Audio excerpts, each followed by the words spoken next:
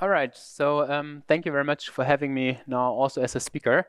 So my name is Florian. I'm the Sustainability Officer at Hermes, and together with my team, we are in charge of strategy, goals, and measures as a central team to steer sustainability for the entire organization.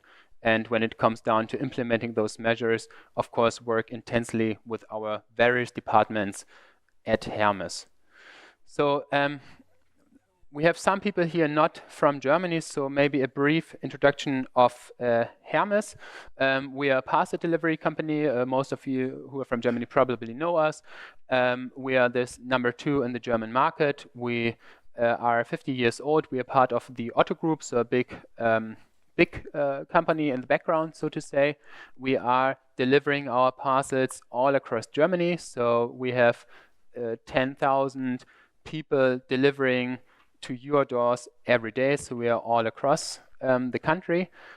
We have multiple large sorting facilities, and we have several hundred small locations from which our cars or delivery vans start to your home. But now we want to talk about sustainability, and when talking about our value chain and the risk we need to take care of, I want to start with the state of mind we're in at Hermes, and this is that we think sustainability is changing dramatically right now. And why is this how we think about this topic? Because when you look at it, we have different frameworks, which I will touch on in a minute, that really changed the character of sustainability and also are the basis then for the action we need to take. So previously, there was no common definition. So what really is sustainability and what risks and what topics you need to cater for was not completely free to choose, but still it was very different between companies how it was defined. And also, there was a limited obligation to be transparent. So what are we doing good? What do we do not good? What is part of our commitment was very different. And of course, this also translated to what you are, of course, aware of is that, of course, most companies are great and take really good care of their risk. And also, it's spilled over to greenwashing, of course, in terms of products that are so super for the environment that it's very critical to really ask if this is actually true.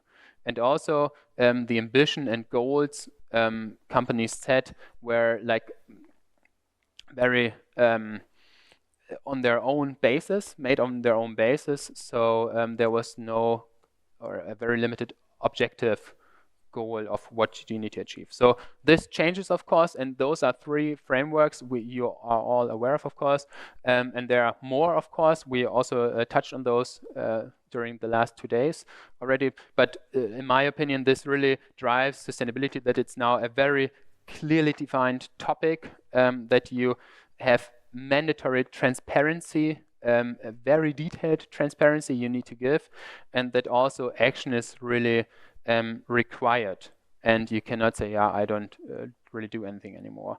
So, and not to be compliant will be penalized. So, just looking at those frameworks, I don't want to go into detail, but CSRD, of course, the huge reporting framework coming. So, this is to me a clear definition of what is sustainability, very detailed down to the KPI level, but also the German due diligence law, or the upcoming European one, gives a clear definition of what topics you need to take care of and how you need to tackle those. And also science-based targets is, of course, especially in terms of ambition towards climate change, something we all need to be aware of.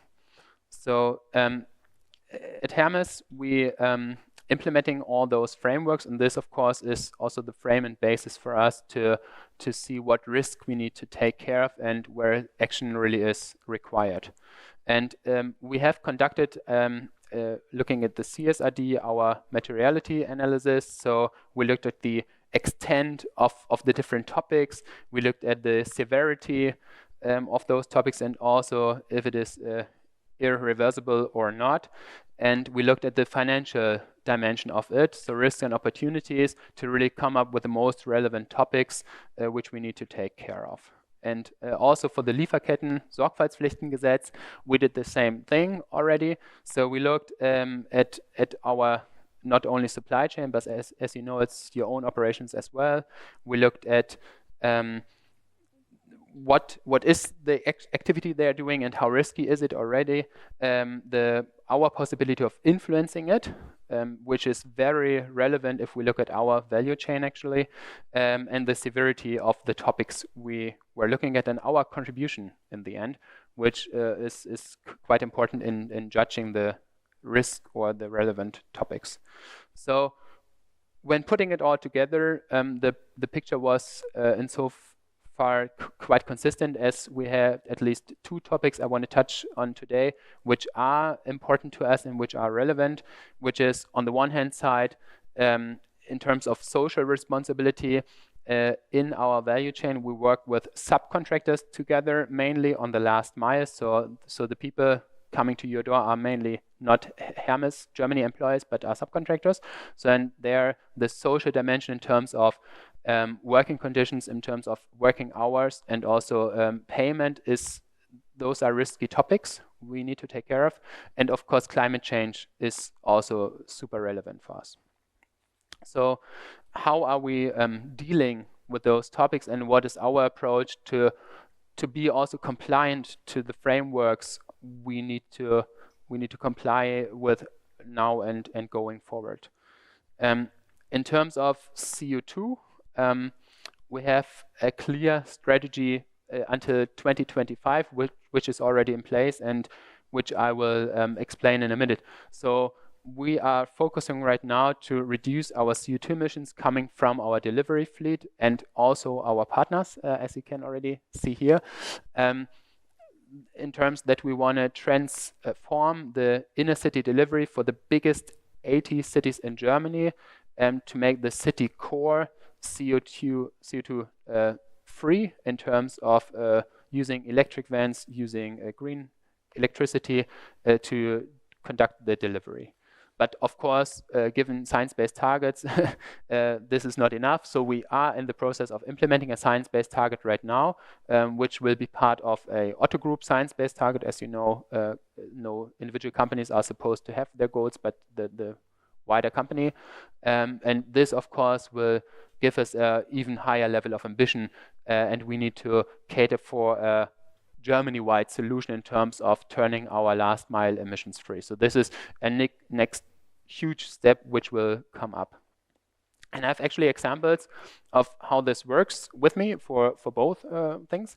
So this is an example of Berlin. This was our starting point in terms of turning the inner cities emissions free.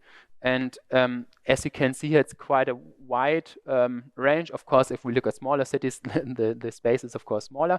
But here we are talking about 2.5 million parcels per year which are being delivered here CO2 free. And how we do this is that we took away the combustion engine vans, and we are now using cargo bikes, around 30, which are not the private bike you might have, but which are big bikes which have a huge storage room to put parcels in, and a bit like you can see on this picture.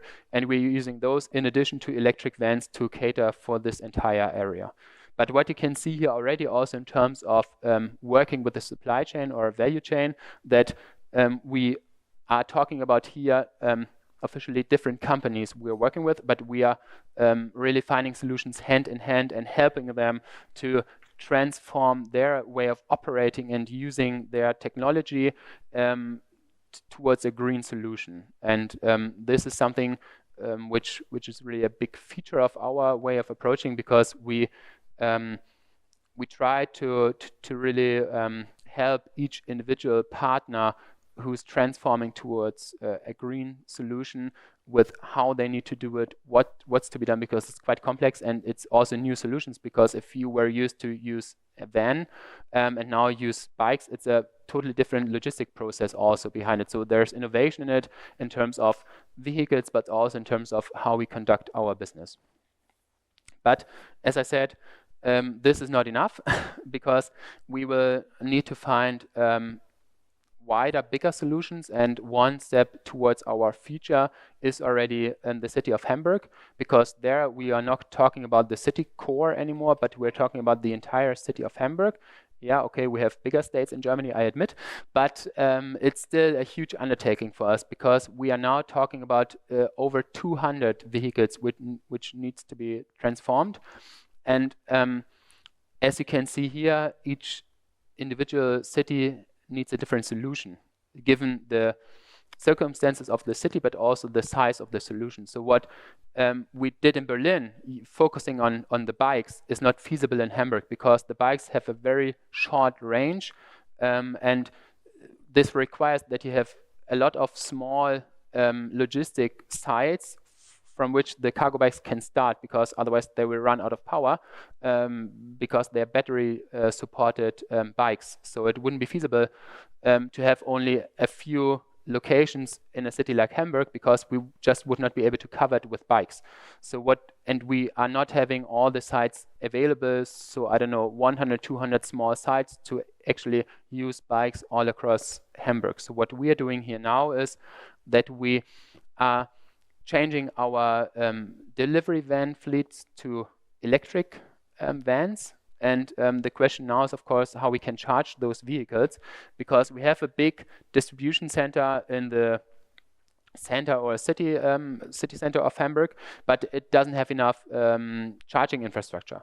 So our way of doing this now is that we are building our own charging park with over 100 charging points here, and we actually make our partners who are now operating in certain parts of Hamburg to relocate to this area, and also to change their processes and even site to this charging park, because otherwise we would never be able to charge all those vehicles also in the logic that we can reliably do this.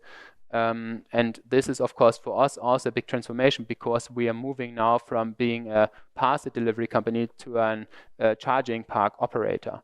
But again, here it's very close cooperation with our value chain partners, because otherwise they would not be able to build their own charging parks. It's too complex, it's too costly, and we, of course, need them to collaborate with us to make it happen, and it's a team activity in the end.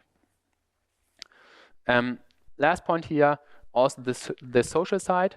So we have already multiple items in place to cater for the risk that might occur out of the last mile. So what we're talking about is not a systemic problem in terms of that every second subcontractor is a really huge risk and doesn't comply with the social standards. But of course, we need to make sure that even the black sheep are not too many, and that we need to cater for them. So we have, of course, a code of conduct, and we have a whistleblowing system, but we also have a 100% auditing system, and we have Hermes employees working with our partners very closely hand in hand, as we also do it to transform their infrastructure to emissions free. So it's the same logic for different topics.